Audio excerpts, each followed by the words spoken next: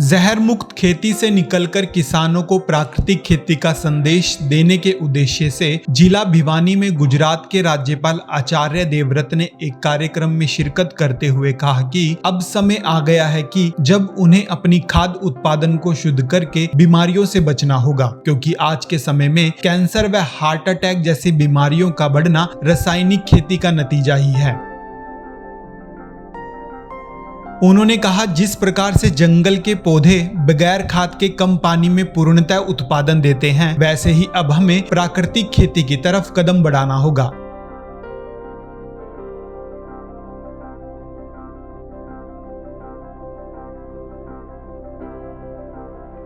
इस अवसर पर उन्होंने 22,000 के लगभग लोगों को जहर मुक्त खेती की शपथ दिलवाई तथा प्राकृतिक खेती को अपनाने का संदेश दिया।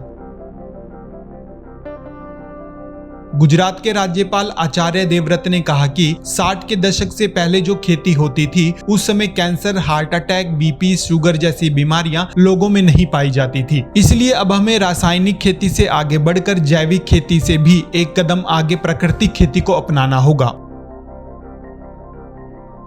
उन्होंने कहा, 60 के दशक में हमारी जमीन में ऑर्गेनिक कारकों की मात्रा 2.5% थी, जो अब घटकर आधा प्रतिशत से भी कम रह गई है। इसका कारण खाद में कृत्रिम रूप से नाइट्रोजन, फास्फोरस, मैग्नीशियम व पेस्टिसाइड का इस्तेमाल है। उन्होंने कहा कि यूनेस्को व यूएनए की एक रिपोर्ट के मुताबिक विश्व स्तर पर ग्लोबल वार्मिंग का 24% हिस्सा अकेला रासायनिक खेती के कारण है। ऐसे में विश्व स्तर पर अब रासायनिक खेती की बजाय प्राकृतिक खेती की तरफ हमें आगे बढ़ना होगा।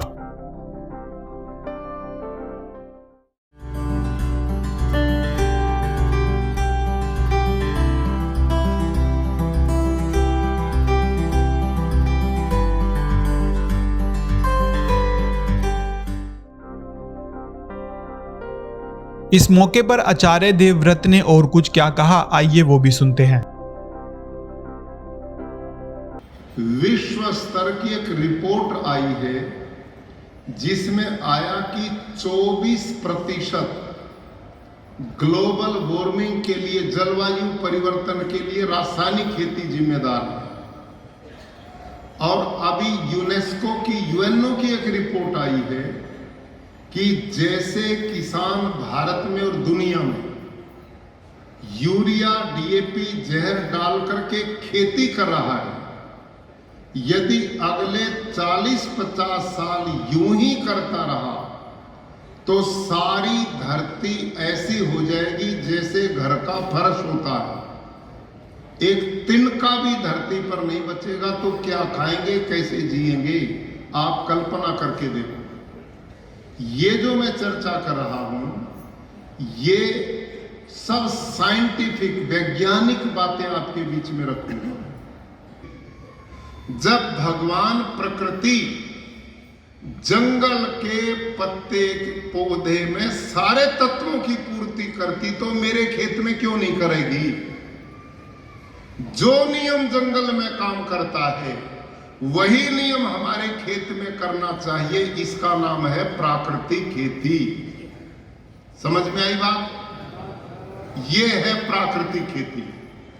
अब इसमें हमने टेक्निक नई अपनाई है जो पहले किसान नहीं अपनाते थे। इस टाइम मेरे पास 12 कृषि वैज्ञानिक हैं, जिनमें से वाइस चांसलर भी हैं, अपने अपने क्षेत्र के बड़े पहुंचे हुए वैज्ञानिक हैं, माइक्रोबायोलॉजी के, कोई कीट विज्ञान के, कोई दूसरे। और ये 12 के 12 जो वैज्ञानिक हैं सारे मेरे विरोधी थे। ये सारे यूं कहते थे ये देश ने भूखा मारेगा, इस गौमूत्र और गोबर से क्या बनेगा। लेकिन वही वैज्ञानिक जो मेरे विरोधी थे वही हमारी प्राकृतिक खेती के प्रचारक हैं। इस समय वही हमारी खेती करवाते हैं और वही इस काम को बढ़ा रहे हैं। और जो रिसर्च मैं आपको बताऊंगा वो उन्होंने की है, कृषि वैज्ञानिकों ने। और मैं क्या करवाता था अपने खेत में, कैसे खेती करवाते थे। अब और ध्यान करो थोड़ा सा। 200 लीटर का एक खाली ड्राम ले लो, 200 लीटर का कबाड़ी पे मिल जाता 500-400 में। और जहाँ गाय भैंस बांधती ना मेरी बहनों, वहाँ छाए में उस ड्रम में रख लो और उस ड्रम में 180-85 लीटर पानी अंदाजे में डाल लो, ऊपर नीचे हो जाए कोई खतरा नहीं। और उस ड्रम में पानी जिसमें है, ये जो देसी गाय है ना भारतीय नस्ल की, जितनी भी देसी गाय, साहिवाल, थारपारकर, राठी, गिर, हरियाणवी, कांकरेज, ये जो भारतीय नस्ल की देसी गाय ना जो हमने सड़कों पर छोड़ दी, इनमें वो करिश्मा है, बाकी किसी प्राणी में नहीं मिला। वाली खेती को उन्होंने उस टाइम हमारे देश की सारी धरती की मिट्टी टेस्ट करी थी और उसका ऑर्गेनिक कार्बन की रिपोर्ट है। उस समय हमारे देश की मिट्टी का ऑर्गेनिक कार्बन था 2 से 2.5%। 2 से 2.5% का मतलब है जैसे जंगल की भूमि उपजाऊ है, सारे देश की भूमि ऐसी उपजाऊ थी।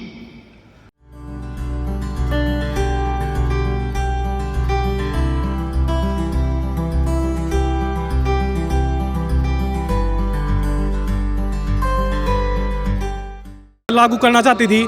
पहले भी ये प्रस्ताव आ चुका है, जीरो बजट फार्मिंग और जैविक ऑर्गेनिक फार्मिंग के बारे में बहुत सी बातें चल चुकी हैं, लेकिन उसके लोग अपना नहीं रहे हैं। उसका कारण ये रहा है कि उसमें मुनाफा नहीं हो रहा, लागत ज़्यादा हो रही है और उसका उत्पादन बहुत कम हो रहा है। हमने आज ये सीखा जो आचार्य देवव्रत जी ने बताया कि प्राकृतिक खेती करनी चाहिए। इससे हमारे में बहुत बीमारी बढ़ रही है। जो गाय के गोबर की उन्होंने उपलब्धियाँ गिनवाई थी, उससे हमें कहीं जाने की जरूरत नहीं। जो हम मतलब ये खाद बीज मोल ले रहे हैं, इसका बचाव होगा और हमारी पैदावार बढ़ेगी। उपस्थित हुए और प्राकृतिक खेती के बारे में विस्तार से बताया और जिस प्रकार से आज हम यूरिया, DAP, कीटनाशक दवाइयाँ हम जो डाल रहे हैं, जिससे कैंसर जैसी, हार्ट अटैक जैसी महामारी दिन प्रतिदिन बढ़ती जा रही है, उससे भी निजात मिलेगी।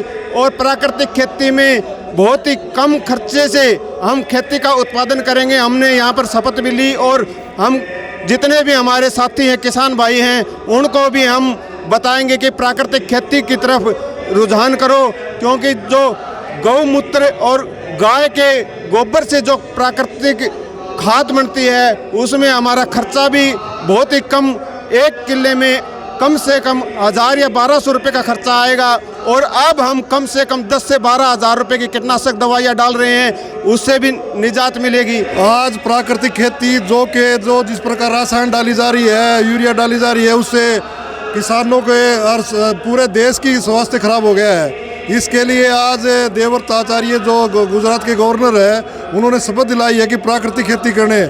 और तो पूरे आश्रम के राधा स्वामी विनोद के सभी सत्संगी भाइयों ने हजूर कंवर सिंह महाराज की अगुवाई के अंदर और उनके दिशा निर्देश पर शपथ ली है कि प्राकृतिक खेती करेंगे। क्योंकि जिस प्रकार से कैंसर बढ़ गया है, दूसरी और बीमारियां बढ़ गई है, इसको सिर्फ एक ही चीज़ बता सकती है, खाद्य पदार्थों से। और खाद्य पदार्थ जब भी अच्छे बनेंगे जब हम प्राकृतिक खेती अपनाएंगे।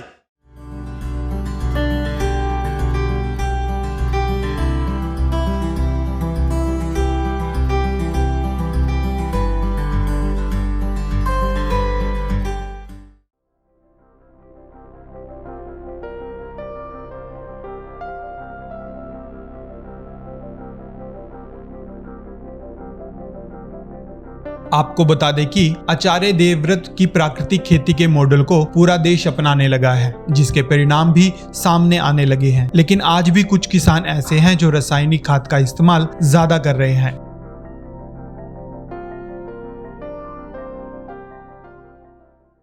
देश और दुनिया की तमाम बड़ी खबरों से जुड़े रहने के लिए लाइक करें, सब्सक्राइब करें YouTube पर सच को हिंदी चैनल और बेल आइकन दबाकर पाएं लेटेस्ट अपडेट सबसे पहले।